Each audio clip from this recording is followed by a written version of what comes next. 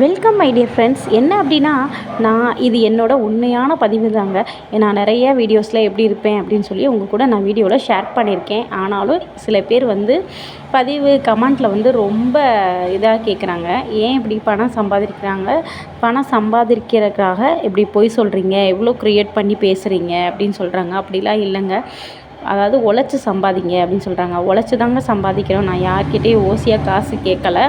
எனக்கு தெரிஞ்ச திறமைகளை என்னுடைய இதை எடுத்து தான் நான் வீடியோவாக எடுத்து ஷேர் பண்ணியிருக்கேன். இதுக்காக நிறைய ஃப்ரெண்ட்ஸ் சப்போர்ட் பண்ணிட்டு தான் இருக்காங்க. ஒரு பக்கம் பேட் கமெண்ட்ஸ் வரதான் செய்யுது.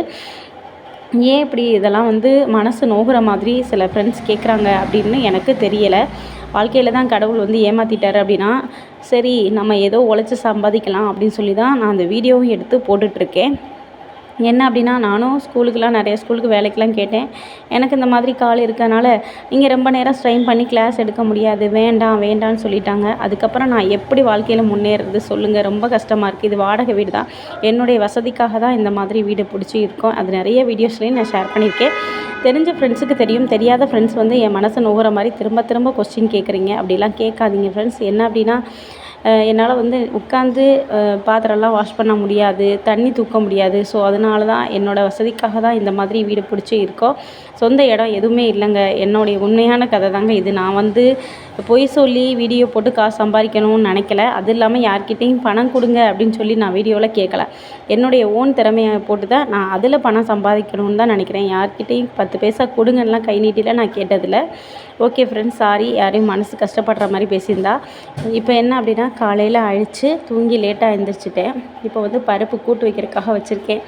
அடுத்ததாக கீரையை வாஷ் பண்ணி வச்சுட்டேன். கத்திரிக்காய் முருங்கைக்காய் சாம்பார் புளிக்குழம்பு வைக்கலான்ட்டு ரெடி பண்ணிகிட்ருக்கேன். சரின்ட்டு ஒரு பக்கம் கீரை கூட்டு வச்சிடலாம், அந்த சைடு காய் கட் பண்ணி வச்சாச்சு, புளிக்குழம்பு வச்சிடலாம் அப்படின்னு சொல்லிட்டு வேகமாக வேலையை பார்த்துட்டு இருந்தேன். ஏன்னா டைம் ஆகிடுச்சு இல்லையா, டிஃபன் செய்யலாம் டைம் இல்லை. ஒரே தான் சாதத்தை வச்சு காலையிலேயே அதையே கொடுத்து மதியானத்துக்கு வச்சு விட்டுலாம் அப்படின்னு சொல்லிட்டு வேகமாக செஞ்சுட்ருக்கேன். இதில் பார்த்திங்க அப்படின்னா, குழந்தைங்க ஒரே சேட்டை. எல்லார் வீட்லேயும் தானே. 2 நாள் லீவ் விட்டாங்க. சாட்டர்டே சண்டே ஹோம்ஒர்க்கே செய்யலை. இப்போ மண்டே ஆகிடுச்சு. எப்போவுமே 2 நாள் லீவ் இருந்தால் அப்போ தான் செய்கிறது. இப்போ என்னோடய ஹஸ்பண்ட் காலையில் வாசலெல்லாம் தண்ணி போட்டு விட ஆரம்பிச்சிட்டாங்க. இவங்க இல்லை அப்படின்னா என்னால் ஒரு வேலையும் பார்க்கவும் முடியாது ஃப்ரெண்ட்ஸ். அது எல்லாருக்குமே தெரியும். சரின்ட்டு காயை கட் பண்ணுறதுக்காக எடுக்க ஆரம்பிச்சுட்டேன். காய் கட் பண்ணவே இப்போ தான் போகிறேன். பாருங்கள் என்ன இருக்குது அப்படின்னா, கத்திரிக்காய், வெண்டைக்காய் இல்லை, கத்திரிக்காய், முருங்கைக்காய். டங்க்கு கொஞ்சம் ஸ்லிப் ஆகி வருது. காலையில் வீடியோ எடிட் பண்ணேன். அது எடிட்டிங் ஆகலை, ஸ்டோரேஜ் ஃபுல்லுன்னு வந்துருச்சு. திரும்ப இங்கே கடையில் தான் இப்போ எடிட்டிங் பண்ணிகிட்ருக்கேன். அது பார்த்திங்கன்னா வண்டி சவுண்டு ஒரே இறைச்சலாக இருக்குது. Sorry friends.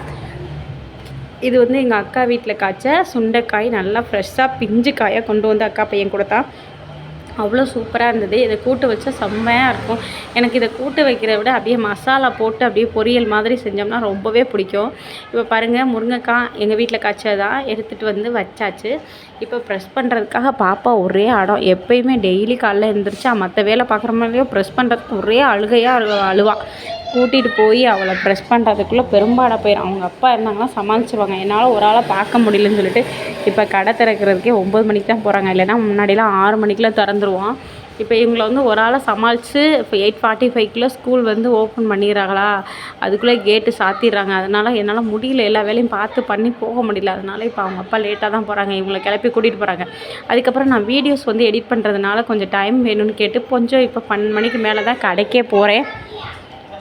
இப்போ தான் ஹோம்ஒர்க் செய்கிறாங்க பாருங்கள். இப்போ தான் ஹோம்ஒர்க் செஞ்சிட்ருக்காங்க. அதில் வேறு டைம் வேறு இல்லை. ஒரு 10 நிமிஷம் தான் இருக்குது. ஹோம்ஒர்க் செய்யணும், அங்கிட்டு ஓடவும் இங்கிட்டு ஓடவும், சொல்கிறதே கேட்காம ஒரே அடங்க. எல்லார் வீட்லேயும் இப்படி தான் நடக்குதுன்னு எனக்கே தெரியும். என்ன பண்ணுறது, சின்ன பசங்க கொஞ்சம் கூட சொல்கிறது கேட்க மாட்டாங்க. அடிக்கவும் முடியாது. இப்போ பாருங்கள், அவசரமாக வேலை பார்த்துட்டு இருந்தேன். பாப்பாக்காக போட்டு வச்சுருந்த காஃபியை கீழே கொட்டிட்டேன். நீ இதை வேறு க்ளீன் பண்ணணும். இப்படி தான் கிச்சனில் நம்ம ஒரு வேலை நினச்சோம்னா அது ஒரு வேலையாகி போகுது. உள்ளதே டைம் பத்தலேன்னு கவலைப்பட்டுட்ருக்கேன். இதில் வேறு ஆயிடுச்சு. நம்ம 2 நாள் ட்ரெஸ்ஸு வேறு வாஷ் பண்ணல. இப்போ குளிக்க கூட்டிகிட்டு வந்தாச்சு. ஒரே அடங்க. குழந்தைங்கள குளிக்க வைக்கிற வீடியோ வந்து ஷேர் பண்ணக்கூடாதுன்னு நினைக்கிறேன். ஏன்னா நான் வந்து ஷார்ட்ஸில் போட்டேன், அது வந்து சூட்டபிலிட்டின்னு வந்துருச்சு. ஸோ அதனால் டெலீட் பண்ணிட்டேன். ஸோ அதான் இப்போ வந்து பாத்ரூம் மட்டும் காட்டினேன். Sorry friends. இது ஹவுஸ் ஓனர் வீடு, இதுதான் எங்களோட வீடு. இது பாருங்கள், ஒரே சேட்டை. குளிங்கன்னு கத்திட்டே இருந்தா இங்கிட்டு ஒன்று ஓடுது அங்கிட்டு ஒன்று ஓடுது. இதுகளை சமாளித்து பெரும்பாடாக போச்சுங்க. இது என்ன அப்படின்னா, அந்த பொன்னாங்கண்ணி கீரை கொஞ்சம் இருந்துச்சா, அதை தான் வந்து கீரையை நட்டு வச்சுருக்கோம். சரி அது தலையட்டும் அப்படின்னு. முன்னால் இருந்த வீட்டிலலாம் நட்டு வச்சு சூப்பராக தலைஞ்சது. சந்தையில் வாங்க தேவையில்லை, வீட்டிலே இருந்தது. இப்போ தான் குளிக்கிறதுக்காக ரெடி ஆகிட்டு இருக்காங்க. அது பாருங்கள், இப்போ இங்கேருந்து அங்கே ஓடவும் அங்கேருந்து இங்கே போடவும். பாப்பா குளிக்க வாங்கன்னு சொன்னால் என்ன விளாண்டுட்டு இருக்கா பாருங்கள். இப்படியே 1/2 hour லேட் ஆயிடும். என்னால் இதுகளை கிளப்பி ஸ்கூலுக்கு கூப்பிட்டு போகிறதுக்குலாம் இங்கே கேட்டு க்ளோஸ் ஆயிடுது. ஸோ அதனால் அவங்க அப்பா தான் கூட்டிகிட்டு போக போகிறாங்க. அவங்க ஒரே கத்திக்கிட்டே தான் இருந்தாங்க. இருந்தாலும் அடங்குறது இல்லை. எனக்கு சுத்தமாக பயப்பட மாட்டாங்க. அவங்களுக்காவது ஓரளவுக்கு பயப்படுவாங்க.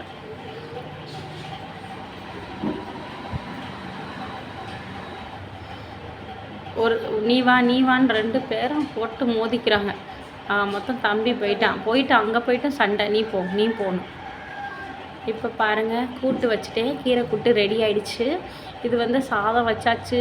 அதுக்கப்புறம் புளிக்குழம்பு ரெடி ஆகிடுச்சு. டைம் ஆகிடுச்சு, வேறு 8 o'clock ஆகிடுச்சு. இப்போ தான் குளிச்சுட்டு இருக்காங்க.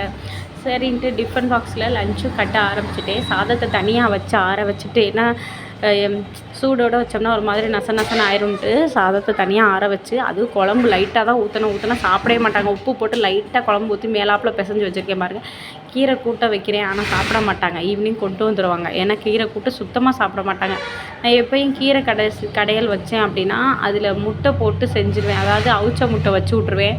இன்றைக்கி கொஞ்சம் டைம் ஆனதுனால எனக்கு மைண்டு வந்து அப்செட் ஆயிடுச்சு. என்ன செய்கிறதுனே தெரியல. ஏதோ இருக்கிறத வச்சு செய்யலான்ட்டு இதை தான் செஞ்சேன். ஈவினிங் என்ன பண்ணுறாங்கன்னு தெரியல. கீரைலாம் சுத்தமாக சாப்பிட்றதே இல்லை. இப்போ லஞ்ச் பாக்ஸும் ரெடி ஆகிடுச்சு. எனக்கு தேவையான திக்ஸையும் சரின்ட்டு டிஃபனையும் கட்ட ஆரம்பிச்சிட்டேன். இப்போ பாருங்கள், சாப்பாடுனால தம்பி வந்து ஒரே அழுக கோவமாக இருக்காராம்மா. ஏன்னா சாப்பாடு பிடிக்காது. காலையில் டிஃபன் செஞ்சால் தான் சாப்பிடுவார். ஒரு அவசரத்துக்காக சரி சாதத்தை சாப்பிடுன்னு சொன்னால் ஒரே அழுக. பாப்பா வந்து ஸ்க்ரீனுக்கு பின்னாடி உட்காந்துக்கிட்டு லேட் ஆயிடுச்சுன்னு சொல்கிறேன், அதுவும் சாப்பிட மாட்டேங்குது. 8:15க்கு மேலே ஆயிடுச்சு. ஆனால் எனக்கு டைம் ஆகிடுச்சு. வேறு என்ன பண்ணுறதுனே தெரியல. 2 பேரும் அடம் பிடிச்சிக்கிட்டே சாப்பிடவே இல்லை. சரி பாட்டோட பாடா கொஞ்சமாக பாத்திரம் இருந்ததையும் இங்கே வாஷ் பண்ணி வச்சுட்டேன். இது வந்து பால் காய்ச்சிட்டு இருக்கேன். சரி சாப்பிட்லன்னு சொல்கிறாங்களே, என்ன பண்ணுறது, சரி பாலாவது காய்ச்சி கொடுக்கலான்னு சொல்லிட்டு காய்ச்சிட்டு இருந்தேன். நல்லா பெரிய பாத்திரத்தில் தான், என்னென்னா சாதம் வைக்கிற பாத்திரத்தில். கொஞ்சம் அகலமான பாத்திரமாக இருந்தால் சரி சீக்கிரம் ஆறிடும்ல ஸ்கூல் போகிறதுக்குள்ள. அதனால இதில் காய்ச்சிட்டு இருந்தேன். இப்போ பாருங்கள், ஷூ போட சொன்னால் இங்கிட்டு ஒன்று அங்கிட்டு ஒன்று தூக்கி எரிஞ்சிட்ருக்கேன். இவன் சாப்பிட மாட்டேன்னு ஒரே அடம். அவங்க அப்பா போட்டு சரி சாப்பிடுன்னு சொல்லி ஊட்டி விட்டுக்கிட்டு இருக்காங்க. அப்பா கூட ஒரே அடம் பிடிச்சிக்கிட்டு தான் இருக்கா, வேணான்னு.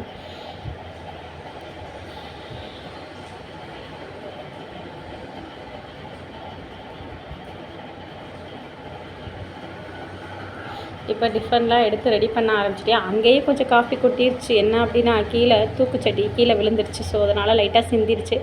இப்போ டிஃபன் பாக்ஸ் வைக்க ஆரம்பிச்சிச்சு. இது வந்து ஈவினிங் வரும்போது ஃபுல்லாக வருதா இல்லை காலியாகி வருதா என்னன்னு தெரியல. வச்சாச்சு. ஸ்நாக்ஸ் பாக்ஸு, வாட்டர் பாட்டிலு, இப்படி எல்லாத்தையும் வச்சு விடுவேன். என்ன அப்படின்னா டெய்லி டவல் கர்ச்சிப் தாங்க கொடுத்து விடுவேன். டெய்லி தொலைச்சிட்டு வந்துடுறேன். ஸ்கூல்லையும் போய் நம்ம கேட்குறதுக்கு சங்கட்டமாக இருக்குது. இன்றைக்கி டெய்லி காணோம் சொன்னால் மிஸ்ஸுங்களும் டென்ஷன் ஆகிடுறாங்க. என்ன பண்ணுறது, இவங்க பத்திரமாவே வச்சுக்க மாட்டேங்கிறாங்க. இதே வேலையாக இருக்குது. சாரி ஃப்ரெண்ட்ஸ், காலையில் எடிட் பண்ண வீடியோ இப்போ தான் எடிட் பண்ணி வாய்ஸ் எஃபெக்ட் கொடுக்குறேன். என்ன பண்ணுறது, டைமும் இல்லை. அதனால் கடையிலேருந்து எடிட் பண்ணுறதுனால ஒரே வண்டி சவுண்டாக இருக்குது. ஸ்நாக்ஸ் எதுவும் இல்லை, பிஸ்கட் மட்டும் தான் கொடுத்து விட்றேன். ஒரே சண்டை போடுவாங்க. நீ அதுக்கு வேற பார்த்தா ஒரு கையில் ஃபோனை பிடிச்சிட்டு ஒரு கையில் வந்து லஞ்ச் பாஸ்கெட்டை வந்து க்ளோஸ் பண்ணும்போது கொஞ்சம் சிரமமாக இருந்துச்சு. பாருங்கள், அப்படியே போயிட்டு இருந்துச்சு. சரி அப்படின்ட்டு எங்களுக்கு தேவையான டிஃபனையும் நான் கட்டி வைக்க ஆரம்பிச்சிட்டேன். இது வந்து காஃபி போட்டு எடுத்துகிட்டு போவேன். எதுக்கு தேவையில்லாமல் அங்கே போய் 10 ரூபா கொடுத்து வாங்கிட்டு இருக்கேன். வீட்டிலே போட்டு எடுத்துகிட்டு போயிடலான்னு சொல்லிட்டு கொஞ்சமாக எடுத்துகிட்டும் போயிடுவேன். ஏன்னா நான் ரொம்பலாம் இது பண்ண மாட்டேன் ஃப்ரெண்ட்ஸ். ரொம்ப ஓவர் செலவுலாம் பண்ண மாட்டேன். என்னால் முடிஞ்ச அளவுக்கு சிக்கனை பண்ணுவேன். பாருங்கள், கிளம்பிட்டாங்க. அவங்க அப்பா சாப்பிட்டுட்ருக்காங்க. சரி யூனிஃபார்ம் போடு, அதை பண்ணி இதை பண்ணுன்னா ஒரே அழுக. போட முடியாது. கிளம்பி தூங்கிக்கிட்டு இருந்தாங்க. இப்போ ஓரளவுக்கு கிளம்பிட்டாங்கப்பா. சரி, வண்டி பைக் கடையிலேருந்து சவுண்டு. இப்போ கிளம்பிட்டாங்க ஃப்ரெண்ட்ஸ். கிளம்பி போக ஆரம்பிச்சிட்டாங்க. பாய் சொல்லிட்டாங்க. அப்பா ஒரு வழியாக கிளப்ப ஆரம்பிச்சாச்சு கொஞ்சம் சீக்கிரம் 8:50க்குள்ளே 8:40க்குள்ளே கிளம்பிட்டாங்க. 9 மணிக்குள்ளே அங்கே இருக்கணும். 1/4 மணி நேரமாக தான் ஆகும், 8 கிலோமீட்ரு. இப்போ கிளம்பி ஒரு வழியாக வீட்டை விட்டு போயிட்டாங்க. ஆனால் ஸ்கூல் போகிறதுக்கு அழுக மாட்டாங்க, ஆனால் சோம்பேறித்தனம் படுவாங்க. பாய் சொல்லிட்டாங்க, பாய் பாய் போயிட்டு வாங்க. இப்போ எல்லாம் போயிட்டாங்க. வீடெல்லாம் க்ளீன் பண்ணியாச்சு. க்ளீன் பண்ணிவிட்டு சரி மாஃப் போட்டு விட்லான்னு மாஃபும் போட்டு எடுத்தாச்சு. அப்புறம் கிச்சன் எல்லாம் க்ளீன் பண்ணியாச்சு. வாஷ் பண்ணி வச்சுட்டேன் ஓரளவுக்கு நீட்டாக. லைட்டாக தான் இருக்குது. இப்போ பாருங்கள், கொஞ்சம் நேரத்தில் நீட் பண்ணிடுவேன். க்ளீன் ஆகிடுச்சு. எல்லா பாத்திரத்தையும் வாஷ் பண்ணி வச்சாச்சு. இந்த வீடியோ எதுக்காக அப்படின்னா, யார் மனசும் கஷ்டப்படுற மாதிரி பேசாதீங்க. அவங்கவுங்களுக்கு இருக்கிற திறமையை வச்சு தான் முன்னேறணும்னு நினைக்கிறாங்க. வாழ்க்கையில் ஏதோ ஒரு வகையில் முன்னேறணும்னு நினைக்கும் போது எதுக்காக இப்படி இன்சல்ட் பண்ணுற மாதிரி பேசுகிறீங்க? எத்தனையோ பேர் உழைக்காமல் சம்பாதிச்சு சாப்பிட்றாங்க. அவங்கள்ட்டெல்லாம் கேட்குறீங்களா? ஏன் கஷ்டப்படுற எங்கள்கிட்ட வந்து இந்த மாதிரி கேள்வியெல்லாம் கேட்குறீங்க? இந்த வீடியோ பிடிச்சிருந்தது அப்படின்னா லைக் பண்ணுங்கள், ஷேர் பண்ணுங்கள், கமெண்ட் பண்ணுங்கள். மறக்காமல் நம்மளோட சேனல் சப்ஸ்கிரைப் பண்ணிக்கோங்க.